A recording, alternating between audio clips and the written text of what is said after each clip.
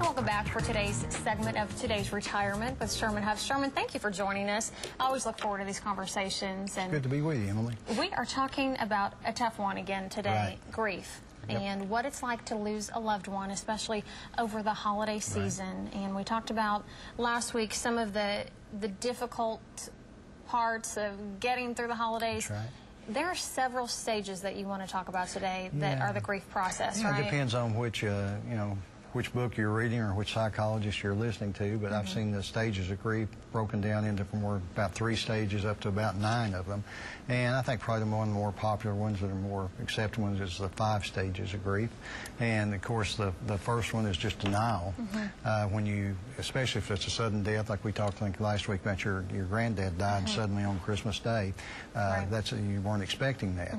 Or when you first find out that your loved one has a terminal illness. And denial, some people say that's it's bad, but God gave us that to help our bodies. We're just not ready. It's a mechanism. It's a mechanism to delay that reaction. And you do that, and then after that, a lot of times we go into anger, and especially if we think we've lived good lives and stuff, and we may even rail at God and stuff, and questioning it. Why'd you do this to me? I've been a good person, and God's strong enough to take that. It's okay. He understands your hurt and stuff. And then you've got the person that they begin to bargain. A lot of times, especially if the person hasn't died and they're you've just been told that they have a terminal illness. It's like, okay, I'll start going to church every week, or I'll give more money, or I'll volunteer more time or something if you'll just let this person heal, and that's a normal thing to go through.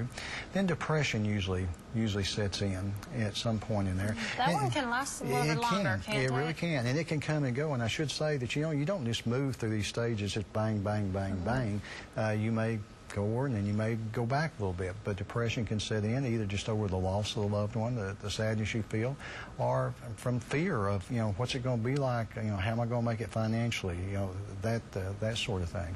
And then finally we do come to acceptance.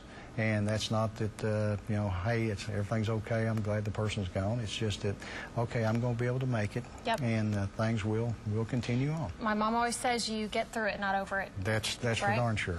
Sherman Huff with us again today from the Spanish Cove Retirement Village, and viewers can, of course, send you questions. It's Sherman at news9.net. That's right. He's glad to answer those for you.